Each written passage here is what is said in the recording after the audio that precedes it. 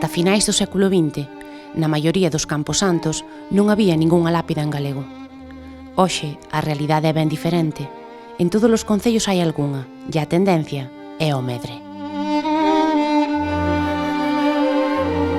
Hai, digamos, varios polos. No máximo está o concello de Rianxo, que é un concello que poderíamos sospeitar que hai unha historia do galego intelectualmente moi fructífera que pode favorecer isto.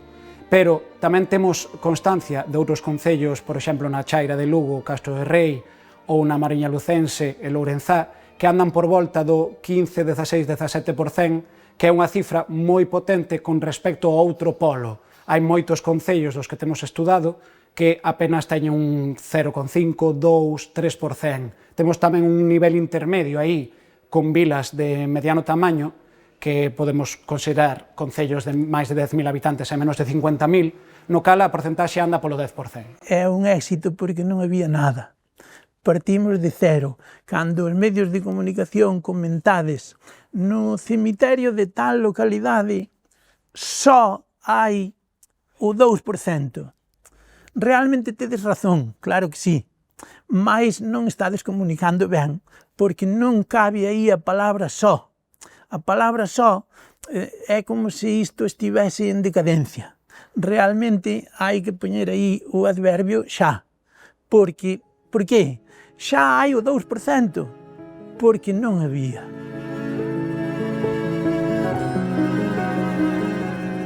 O proxecto Palabra e Memoria e dentro del a iniciativa O Galego na Morte, impulsada polo mestre e activista Bernardo Penabade, e na que participa o xornalista David Canto, investiga e documenta a presenza da nosa lingua nos cemiterios galegos. Este proxecto expandiuse cando no 2024 o Consello da Cultura Galega dedicou á lingua nos ritos funerarios os 26º encontros para a normalización lingüística baixo o título Vivir e perdurar na nosa lingua. Porque o lume que alampea xamais sobredes morto.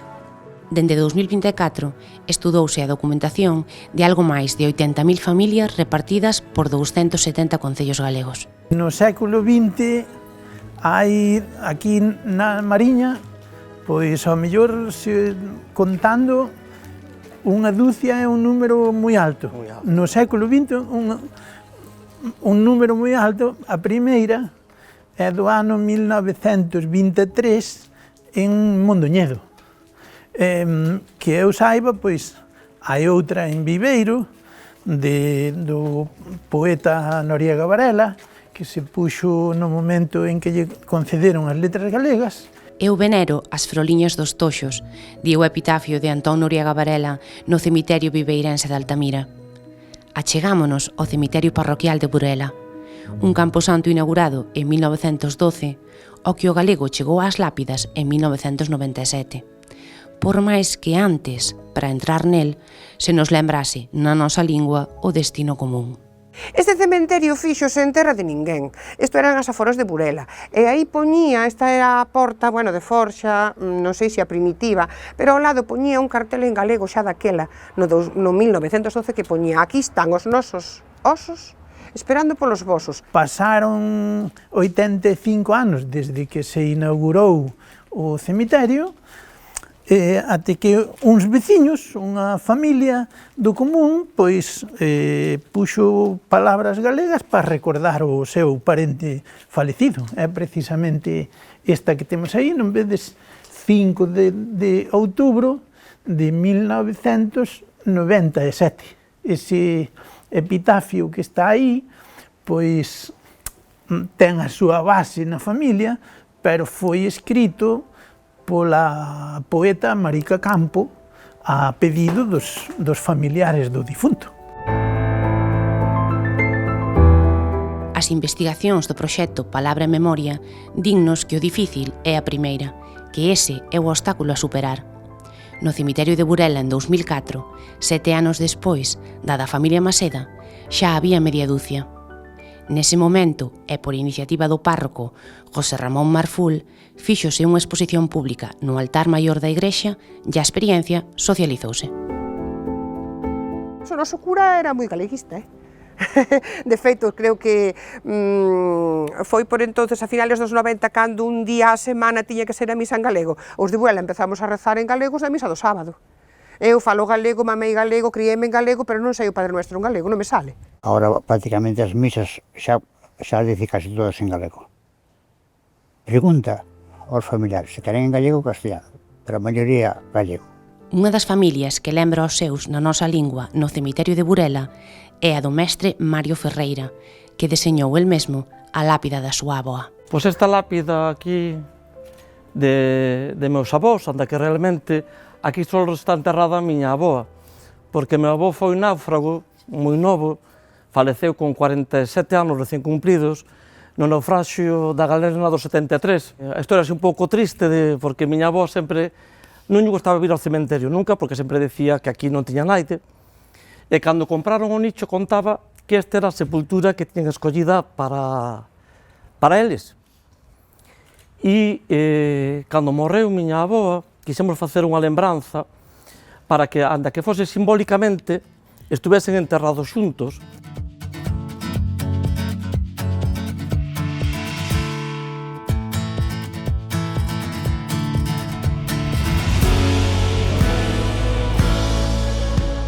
Ben, eu teño un lema sobre Burela que é que Burela é amor, e neste caso é tamén amor pola lingua. Entón, aparte é dunha forma para mí moi cotiá, que en xeral a poboación de Burela ten unha relación coa lingua habitual e familiar. Digamos que na vida cotiá, en calquera ámbito da nosa vida, empregamos o galego, a morte tamén non ia ser outra cousa, tamén tanto nas cerimonias religiosas como nos enterros, como nos funerais, como nas lápidas, o lóxico é que tamén empreguemos o galego desa maneira, porque é unha parte da nosa vida, é unha parte do noso día a día, da nosa vida cotiá, tamén é necesario que o normalicemos e que o teñamos en conta. O cambio social no uso da lingua nos Campos Santos e en todos os momentos dos ritos de despedida ten que vir acompañado necesariamente dun cambio no proceder do tecido empresarial. As empresas funerarias de servizos funerarios tiveron moito que ver, unha ofrecendo servizos, outra non decantándose polo castelán por inercia no caso de non ter desexado enterrar a alguén e poñer unha lápida en castelán, é dicir, ante o desexo non manifestado, a veces incluso tirando polo galego. Son os casos, por exemplo, de Castro de Rei, de Lourenzá, de Foz, tamén de Monterroso. Son casos que nos empezan a dar unha sospeita de que a empresa privada ten bastante que ver no seu momento en contra ou non favorecendo, e neste momento aquelas que o fan favorecendo. Eu creo que, en xeral, por defecto, na maioría dos sitios isto está fan en castelán. O sea, para facelo en galego tens que solicitalo. Non encontramos ningún tipo de impedimento, pero sí que por defecto, cando fas aquela pregúntache en galego ou en castelán, e se non dis nada, solenche a facer en castelán. Na ceremonia tamén che preguntan, pero por defecto suele ser en castelán. E na lápida, pois realmente o texto que decidimos nós, non había tampouco ningún modelo en galego nin de texto, nin en castelán, discorrímoslo así. Trabas non, pero eu creo, a miña percepción é que en xeral está máis interiorizado que sexa en castelán e que non en galego. Hai xente que quere en galego que xa ten no convencidísimo de que vai ser en galego, entonces eles xa nos dicen que vai ser en galego, e despois está a dúda da xente que dice, bueno, ponlle a cinta, tus sobrinos, tu hermana, pero non dicen especificamente que a poñas en galego, entonces por eso a maioría das cintas van en castelán. Unha tendencia que tamén está mudando.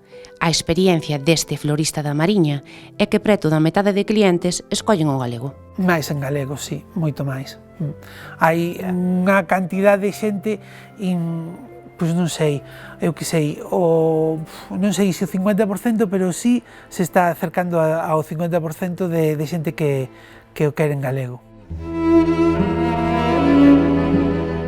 A responsabilidade das empresas faise aínda máis evidente cando a experiencia dos comerciantes di que a maioría non se achega á floristería coa frase decidida ou directamente delega no profesional.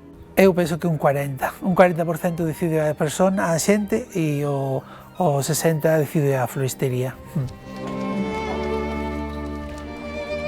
Cando lembremos ás nosas defuntas e defuntos, lembrémolos en galego.